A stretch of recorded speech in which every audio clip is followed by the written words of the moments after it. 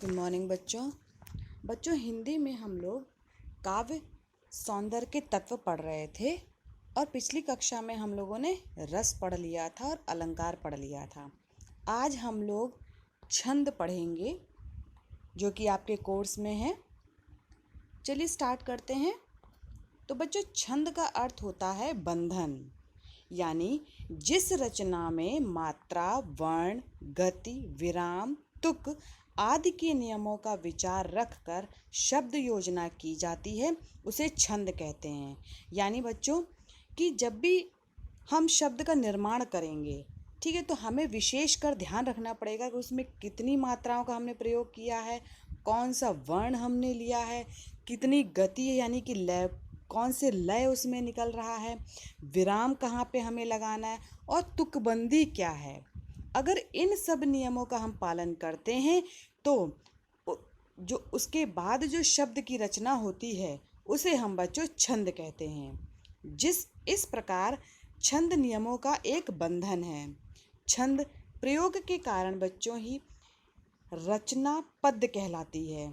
अगर हमने जब भी हम छंद का प्रयोग करेंगे तो जो रचना हमने बनाई है, जो हमने कविता बनाई है, वो कहलाती है पद्य और इसी से उसमें संगीतात्मकता उत्पन्न होती है। यानी जब भी हम पद्य का निर्माण करेंगे या छंद के द्वारा पद्य का निर्माण करेंगे तो वो संगीत के रूप में हमारे सामने आती है और ये काव्य को स्मरण योग्य बना देता है। जैसे आपने देखा होगा जब भी हम कोई गाना याद करते हैं तो बहुत जल्दी हमें याद हो जाता है। उसी तरीके से अगर हम किसी कविता को छंद के रूप में याद करेंगे, लयबद्ध के रूप में याद करेंगे तो हमारे स्मरण पटल पर हमेशा के लिए वहाँ पे स्थापित हो जाएगी, हमें याद रहेगी और हम जल्दी उसे भूलते नहीं हैं। अब देखते बच्चों छंद की परिभाषा क्या है। तो हिंदी साहित्य कोश के अनुसार अक्षरों की संख्या एवं क्रम, मात्रा गणना तथा यति गति से संबंधित विशिष्ट नियमों से नियोजित पद्य रचना छंद कहलाती है। यानी अगर हम अक्षर का निर्माण कर रहे हैं अक्षर की संख्या हम देख रहे हैं, मात्रा उसका क्रम देख रहे हैं, मात्राएं देख रहे हैं, मात्राओं का गणना देख रहे हैं, यति गति सभी नियमों का हम पालन कर रहे हैं, तो जो शब्द उसके बाद जो शब्द की रचना होती है उसे कहते हैं छंद। छंद ज्ञान के लिए हमें निम्नलिखित अंगों का ज्ञान होना बहुत आवश्यक है। पहला बच्चों अंग है छंद का, वो है वर्ण। और वर्ण दो प्रकार के होते हैं, लघु वर्ण और गुरु वर्ण। चलिए एक एक करके डिस्कस करते हैं कि लघु वर्ण क्या होता है और गुरु वर्ण क्या होता है। तो जिन वर्णों के उच्चारण में थोड़ा समय लगे वे ह्रस्व वर्ण कहलाते हैं, जैसे अ, इ, उ, री। इसकी एक मात्रा मानी जाती है। यानी जैसे हम जब भी उच्चारण करेंगे अ, तो हमें बहुत कम समय लग रहा है और इसमें हम लोग एक मात्रा का प्रयोग करेंगे। उसी तरीके से अगर हम इ बोलते हैं तो हमें समय कम लग रहा है, तो इसलिए हम यहाँ पे भी एक ही मात्रा का प्रयोग करेंगे। इसका चिन्ह होता है एक पूर्ण विराम। एक पूर्ण विराम से हम एक मात्रा को गिनेंगे। इसे लघु की संज्ञा भी दी जाती है और जो ह्रस्व वर्ण है उसको हम लोग लघु की संज्ञा देते हैं, यानी लघु कह सकते हैं, लघु वर्ण कह सकते हैं।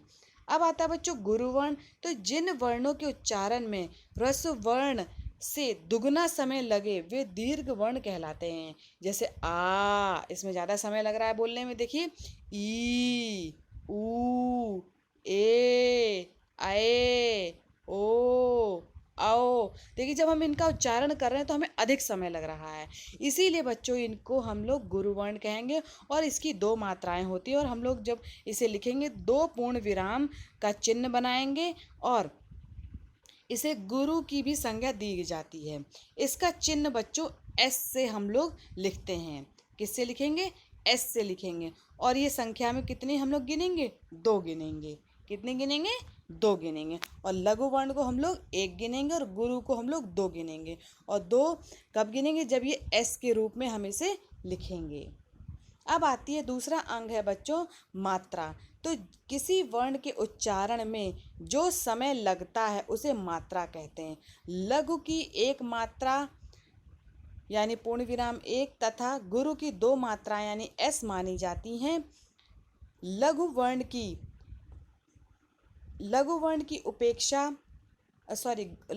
की अपेक्षा गुरु वर्ण के उच्चारण में दुगना समय लगता है। ये तो मैंने आपको पहले अभी बता रखा है। तो वर्गों की गणना करते समय वर्ण चाहे लघु हो अथवा गुरु हो, उन्हें एक ही माना जाता है। यानी जब भी हम वर्ग को गिनेंगे तो चाहे वो लघु हो या गुरु हो, उसको एक मानेंगे। जैसे रम, राम, रमा, रामा। इन चारों शब्दों में वर्ण दो ही हैं। इन चारों शब्दों में वर्ण कितने हैं? दो ही हैं, लेकिन मात्राएं क्रमशः बदल जाएंगी। जैसे रम में मात्रा बच्चों 1+1 यानी 2 कहलाएं। यानी रम, र को भी हम लोग एक गिनेंगे और माँ को एक गिनेंगे। तो हमें कितने मात्राएं मिल गई? हमें 2 मात्राएं मिल गई। लेकिन राम में बच्चों हम लोग देखिए, र हम लोग रा लिख रहे हैं, तो रा में कितनी मात्रा आ रही हैं? 2 आ रही हैं। और म में जब छोटा उच्चारण हम लोग कर रहे हैं यानी कि कम उच्चारण कर रहे हैं तो उसमें एक मात्रा गिनी जाएगी। तो टोटल हमारे पास आ जाती 3 मात्राएं। उसी तरीके से रमा में र यानी एक मात्रा, ठीक है, माँ यानी 2 मात्रा, तो टोटल कितनी हो गई? 3 हो गई। लेकिन रामा में रा में 2 मात्रा हो गई और माँ में 2 मात्रा हो गई। तो कुल कितनी मात्राएं हो गई? 4 मात्राएं हो गई। ठीक है, तो नीचे लिखे वर्ण गुरु माने जाते हैं। अनुस्वर युक्त वर्ण गुरु माना जाता है। अनुस्वर जो युक्त जो वर्ण है उसको हम गुरु मानेंगे। जैसे कि संत, हंस शब्द के स पे अंक की बिंदी लग रही तो इसको हम लोग गुरु मानेंगे, यानी कि 2 मात्रा मानेंगे इसकी। ठीक है, उसी तरीके से हाँ में देखिए अंक की बिंदी उच्चारण में आ रही है तो इसको हम लोग गुरु मानेंगे, यानी कि 2 मात्रा मानेंगे। ठीक है, तो ये कुछ नियम है जो आपको फॉलो करने पड़ेंगे, जो आपको याद रखने पड़ेंगे कि कहाँ पे हमें 2 मात्राओं का प्रयोग करना है, कहाँ पे 1 मात्रा का प्रयोग करना है। यानी कहाँ हमें गुरु देखना है, कहाँ पे हमें लघु लगना है, लघु देख करके उसकी मात्रा को देखना है। तो ये आपको याद रखना पड़ेगा। नेक्स्ट आता है बच्चों विसर्ग।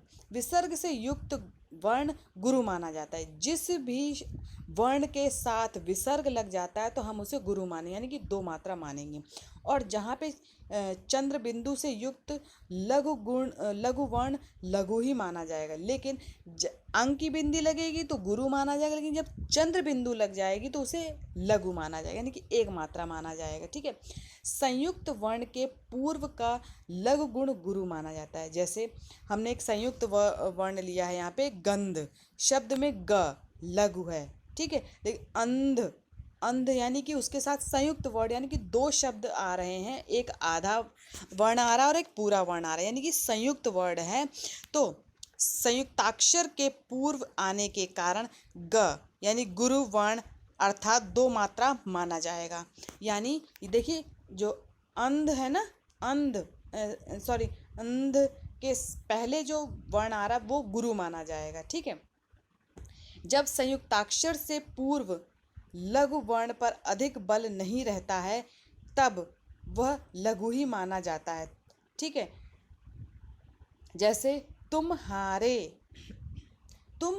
में मह यानी संयुक्ताक्षर के पूर्व होने पर भी तु, संयुक्ताक्षर के पूर्व होने पर भी जो तु है लघु ही रहेगा। क्यों लघु रहेगा बच्चों? देखिए क्योंकि इसमें जो हम बोल रहे हैं, जब हम उसका उच्चारण कर रहे हैं तो उसमें जो बल लग रहा है यानी कि जो समय लग रहा है बहुत कम लग रहा है, तो है ना, तो उस जगह जो कैसा वर्ण रहेगा? लघु ही रहेगा। कभी कभी चरण की पूर्ति के लिए चरण के अंत का लघु वर्ण भी विकल्प से गुरु या दीर्घ मान लिया जाता है। हलंत वर्णों की गणना नहीं की जाती।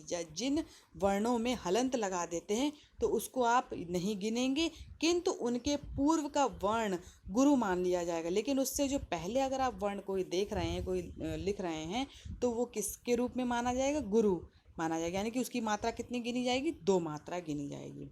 नेक्स्ट अंग आता है बच्चों छंद का गति। गति यानी लय। ठीक। तो छंदों को पढ़ते समय एक प्रकार के प्रवाह है यानी धारा की अनुमति होती है जिसे गति कहते हैं। गति यानी कि जो समय लग रहा है, ठीक है। फिर आता है बच्चों यति यानी विराम। छंदों को पढ़ते समय कई स्थानों पर विराम लेना पड़ता है यानी कि थोड़ा सा रुकना पड़ता है। उन्हीं विराम स्थलों को यति कहते हैं। क्या कहेंगे?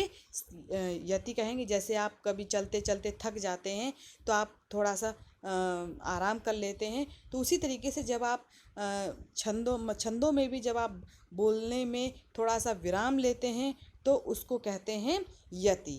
नियमित वर्णों अथवा मात्राओं पर यति लागू होती है।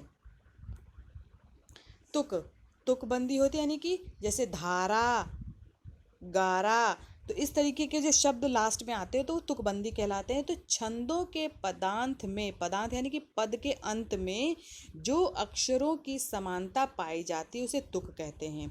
तुक दो प्रकार के होते हैं बच्चों, तुकांत और अतुकांत। तुकांत कौन होंगे? तुक वाले छंदों को तुकांत कहेंगे, जहाँ पर एक जैसे समान अक्षर जो हैं पद के अंत में मिलेंगे तो वो कैसे कहलाएंगे? तुकांत कहलाएंगे। और जिन छंदों में तुक नहीं होगा उन्हें कहते हैं अतुकांत कहेंगे, ठीक है। नेक्स्ट आता है बच्चों अंग चरण, यानी कि प्रत्येक छंद में प्रायः 4 भाग होते हैं। यानी कि जब भी आप छंद लिखेंगे तो उसके 4 भाग होंगे जिन्हें आप चरण या पद कहते हैं, या फिर इन्हें आप पाद भी कह सकते हैं। चरण को अल्प विराम द्वारा अलग किया जाता है। अल्प विराम यानी कि सब कॉमा लगा देंगे, है ना, तो इनमें छोटा सा एक विराम लिया जाता है तो उसे कहते हैं अल्प विराम। जिन छंदों के चारों चरणों की मात्राओं या वर्ण एक से हों उन्हें सम कहेंगे। यानी जब जो छंद हैं आपके, उनके जो 4 चरण हैं उनकी मात्राएं जब बराबर होती हैं, एक जैसी होती हैं, उन्हें सम कहते हैं, ठीक है। जैसे चौपाई, इंद्र वज्रा, ठीक है। तो चौपाई में कितने मात्राएं होंगी? 4 यानी कि बराबर होंगी, ठीक, तो उन्हें कहेंगे सम। नेक्स्ट आता है जिसमें पहले और तीसरे तथा दूसरे और चौथे की मात्राओं या वर्णों में समता हो, वे अर्धसम कहलाते हैं। जैसे दोहा, सोरठा। दोहा और सोरठा में बच्चों जो पहला और तीसरा जो पद होगा उसमें जो मात्राएं होंगी वो बराबर होंगी, और दूसरा और चौथा जो पद होगा उनमें जो मात्राएं होंगी बराबर होंगी, तो वो कैसे कहलाएंगे? अर्धसम कहलाएंगे। उदाहरण आते हैं बच्चों दोहा और सोरठा। जिन छंदों में 4 से अधिक चरण हो यानी कि 6 हों और वे एक से ना हो वो विषम कहलाते हैं। यानी जब आप कोई छंद लिख रहे हैं और उसमें 6 लाइनें हैं, ठीक है, 6 लाइनें हैं कि 6 चरण हैं और एक जैसे नहीं हैं तो उन्हें क्या कहेंगे? विषम कहेंगे। जैसे छप्प, कुंडलिया, क्या छप्प और कुंडलिया उदाहरण है बच्चों विषम छंद के, ठीक है। अब आपके जो कोर्स में है छंद के भेद वो आपको पढ़ने हैं। तो मात्रा और वर्ण के आधार पर बच्चों छंद मुख्य रूप से 2 प्रकार के होते हैं। एक तो मात्रिक छंद होता है, दूसरा होता है वर्णिक छंद, ठीक है। तो मात्रिक छंद में जिन छंदों में मात्राओं की गणना की जाए उसे मात्रिक छंद कहते हैं। ये तो आपको शब्द से समझ में आ रहा है कि जिन छंदों में आप मात्राओं को गिनेंगे उन्हें मात्रिक छंद कहेंगे। इन छंदों में मात्राओं की समानता के नियमों का पूरा ध्यान रखा जाता है, किंतु वर्णों की समानता पर ध्यान नहीं रखेंगे। यानी कि जो वर्ण हैं उनमें जो बराबरी है यानी कि जो तुकबंदी वो नहीं देखेंगे। ऐसे छंद मात्रिक छंद कहलाते हैं। जैसे राम नाम सुंदर करतारी, संशय विहग उड़ावन धारी। यानी जो मात्रिक छंद है इसमें चौपाई है और 16 मात्राएं हैं, ठीक है। तो आप मात्राएं आपको गिनना भी हम बताएंगे आपके नेक्स्ट उसमें। तो ये क्या है इसमें बच्चों? ये है मात्रिक छंद, ठीक, क्योंकि हमने इसमें मात्राओं को ध्यान में रखा है, वर्णों को ध्यान में नहीं रखा है। अब आता है वर्णिक छंद।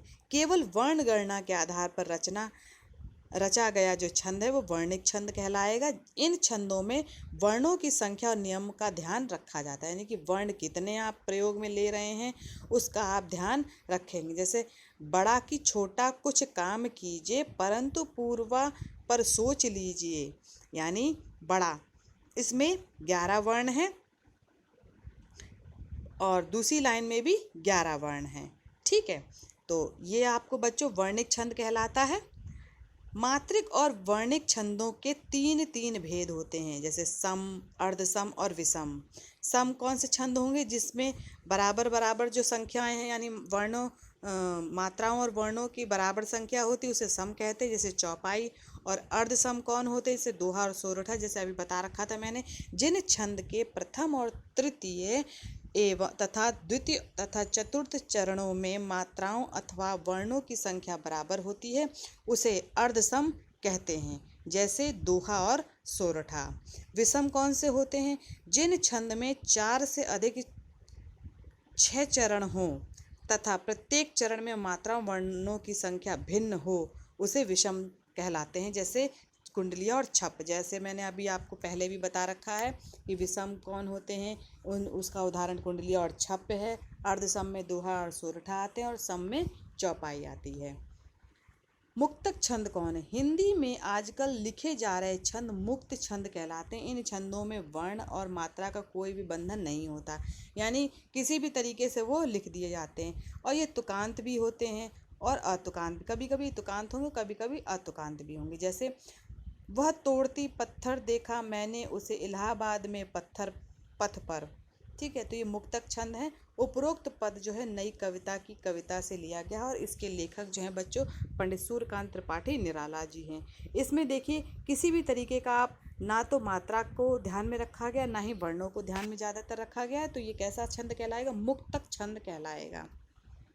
अब देखते बच्चों सोरठा क्या है, जो कि आपके कोर्स में है। तो सोरठा अर्धसम मात्रिक छंद है। ठीक है, कैसा है? अर्धसम मात्रिक छंद है। ठीक, इसमें बच्चों 4 चरण होते हैं। कैसे होते हैं? 4 चरण होंगे और इसके पहले और तृतीय चरण में 11-11 मात्राएं और द्वितीय और चतुर्थ चरण में 13-13 मात्राएं होंगी। पहले और तीसरे चरण के अंत में गुरु लघु आते हैं, यानी कि पहले गुरु आएगा फिर लघु आएगा और कहीं कहीं तुक भी मिलते हैं। ये दोहे का उल्टा होता है। किसका उल्टा होगा? दोहे का उल्टा होगा। बच्चे काफ़ी कंफ्यूज हो जाते हैं कि दोहा क्या है, सोरठा क्या है, रोला क्या है। तो जो दोहा हो जो क्या कहते हैं सोरठा होता है बच्चों, वो दोहा का बिल्कुल उल्टा होता है। ठीक है, अब एक उदाहरण देकर के हम लोग समझते हैं कि सोरठा में कितनी मात्राएं पहले पद में होंगी, कितनी दूसरे में, कितनी तीसरे में और कितनी चौथे में। तो पहला उदाहरण हमने देखा है कि जेहि सुमिरत सिद्धि होई गणनायक करि वर बंधन करहूँ अनुग्रह सोई बुद्धि राशि शुभ गुण सदन। ठीक है, तो देखिए पहला पद हम लोग देख रहे हैं, उसमें देखिए 11 मात्राएं। कैसे गिनेंगे? देखिए जे ही में जे ही यानी एक एक मात्रा। आपको कम समय लग रहा है इसलिए इसमें एक एक मात्रा गिनेंगे। ठीक है, सु एक मात्रा, मि एक मात्रा, र एक मात्रा, त एक मात्रा। तो जे ही सुमिरत। ठीक है, सिद्धि यानी एक एक मात्रा लगेगी। होई हो पे देखिए 2 मात्राएं लग रही हैं, यानी कि यहाँ पे गुरु वर्ण आएगा और ही ई में एक वर्ण आएगा। तो गिनिए कितने हुए? 1 2 3 4। पहले पद में आप देखिए कितनी मात्राएं हो रही हैं? 1 2 3 4 5 6 7 8 9 10 11। तो यहाँ पे पहले पद में देखिए 11 मात्राएं हैं। मैंने लिख भी रखा है यहाँ पे आपको समझने के लिए। दूसरे पद में चलिए गिनते हैं। तो ग ण यानी कि एक एक मात्रा, ना यानी कि 2 मात्रा, य क एक एक मात्रा, क यानी एक मात्रा, रि एक मात्रा, व एक मात्रा, र एक मात्रा, ब एक मात्रा, द एक मात्रा, न एक मात्रा। देखिए इसमें कम समय लग रहा है। जिन वर्णों के उच्चारण में कम समय लग रहा है वहाँ पे बच्चों क्या कहते हैं लघु वर्ण होगा, और जिसमें ज़्यादा समय लग रहा है जैसे ना, इसमें गुरु वर्ण होगा। तो आप इसमें भी अगर आप गिनेंगे तो 13 मात्राएं होंगी बच्चों। ठीक है, गुरु को हम लोग 2 मात्राओं में गिनते हैं। ठीक, नेक्स्ट पद में भी आप गिनेंगे तो इसी तरीके से क र हु यानी एक एक मात्रा है। अनुग्रह यहाँ पे भी बच्चों 5 6 7 8 9 10 11। ठीक है, तो यहाँ पे भी देखिए आप 11 मात्राएं हैं। ठीक है, देखिए ग्रह है। ग्रह से पहले जो आपको जो वर्ण दिख रहा है उसमें आपको गुरु वर्ण गिना जाएगा, ठीक है। लेकिन उच्चारण में आपको कम समय लगेगा, लेकिन ग्र यानी कि ये जो है संयुक्त अक्षर है, ठीक है। संयुक्त अक्षर के जो पहले जो अक्षर होता है उसे आप गुरु मानते हैं, ठीक है। चौथे चरण में देखिए बुद्धि, यानी कि धि जो है वो संयुक्ताक्षर है और उससे पहले जो आप वर्ण गिनेंगे कैसा गिनेंगे, गुरु गिनेंगे, ठीक है। उसी तरीके से रा सी सु शुभ गुण सदन, इसमें एक एक मात्राएं हैं, तो टोटल आपकी 11 मात्राएं होंगी। देखिए पहले और तीसरे चरण में 11 हैं और दूसरे और चौथे चरण में 13 मात्राएं हैं। तो ये बच्चों क्या कहलाता है, सोरठा कहलाता है, ठीक है। अनुग्रह शब्द में नु संयुक्ताक्षर है, जो नु है संयुक्ताक्षर ग्रह के पूर्व आया है, अतः नु को गुरु मानेंगे बच्चों, देखिए मैंने अभी आपको बताया। और बुद्धि राशि शब्द में बु जो है संयुक्ताक्षर द के पूर्व आया है, तो इसे बु को गुरु मानेंगे। नेक्स्ट बच्चों आता है उदाहरण है, बंदव गुरुपद कंज कृपा सिंध नर रूप हरि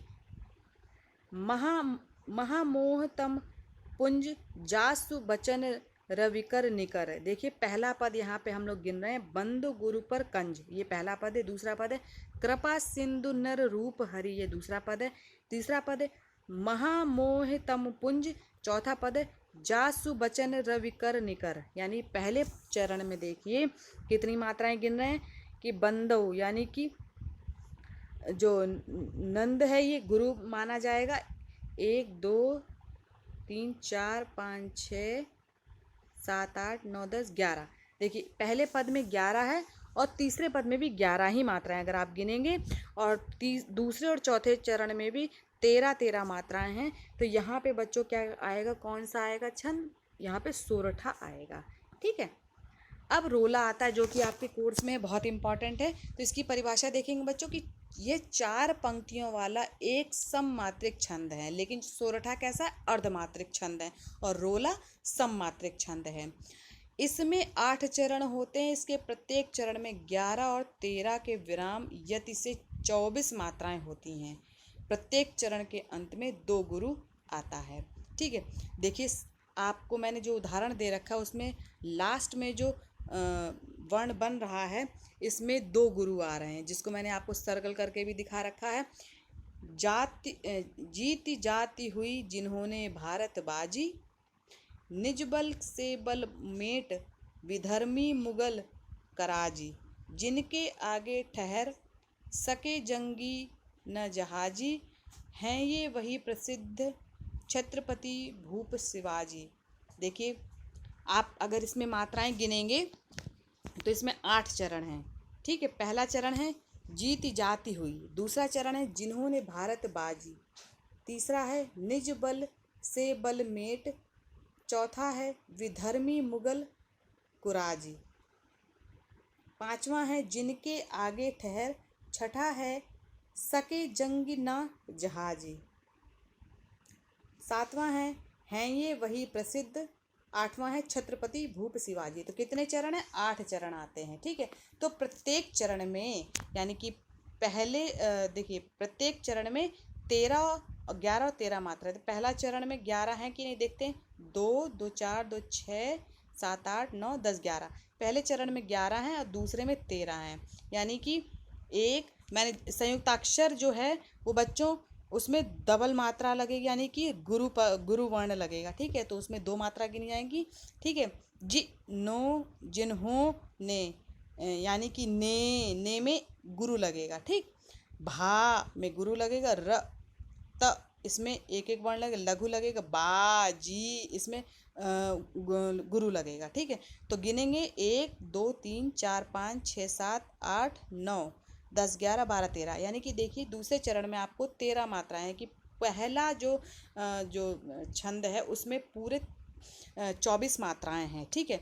तो आप कैसे गिनेंगे, और लास्ट में जो आ रहा है वो गुरु आ रहा है। इसी तरीके से जो हर चरण में बच्चों आपके जो हैं 24 मात्राएं हैं गिनी जा रही हैं, ठीक है।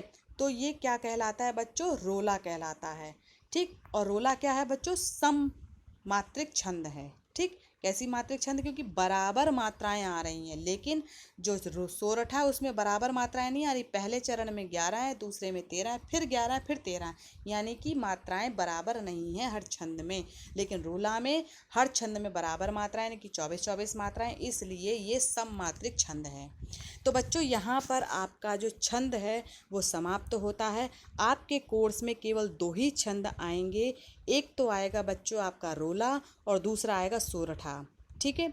और इनके उदाहरण हैं आते हैं और उनकी मात्राओं के आधार पर आप उसका बता सकते हैं कि रोला क्या है और सोरठा क्या है, ठीक है। तो यहाँ पे आपका छंद समाप्त होता है। धन्यवाद बच्चों आज की कक्षा के लिए।